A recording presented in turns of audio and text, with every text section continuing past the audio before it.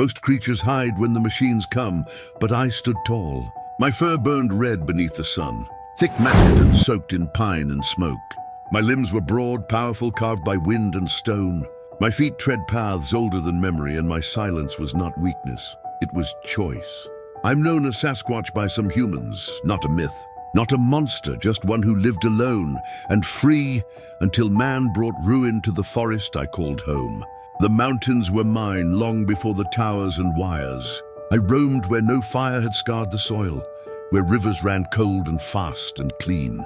I hunted only what I needed. I watched the humans without being seen.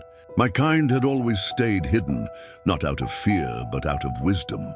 But then they came, men in bright vests and loud boots. They cut trees that had stood for centuries, dammed the creeks, flattened hillsides. They brought iron teeth and black smoke.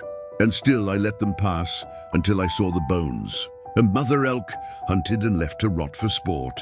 That night I found their equipment and smashed it to pieces, crushed generators and rolled their machines into ravines. I left no bodies, only warnings. They feared me but didn't understand me. They called me the Guardian in hushed tones. They set up motion cameras, hired trackers, but I stayed one step ahead until they learned that no one ever got hurt when I attacked. They realized I had a code, and in that someone saw potential. One morning, the wind carried the sound of something wrong. High-pitched and panicked, a bear cub has its paw caught in a snare. I saw the pain it was in, so I released it. And that's when the human soldiers struck, firing sedative darts from every direction. I roared, snapping one clean from my shoulder. But more came, and my limbs began to fail. My knees hit the soil, and I fell forward as my vision started to blur. As my eyes started to close, I saw a human soldier speak into a radio. "Target down. Tell the director the Guardian is secured." When I woke, I was bound in steel. Light burned overhead. Men in coats poked and measured. They gave me the name Big Red. They said it like it mattered, like it defined me. But names meant nothing in chains. Time blurred, and I don't know how long I stayed caged.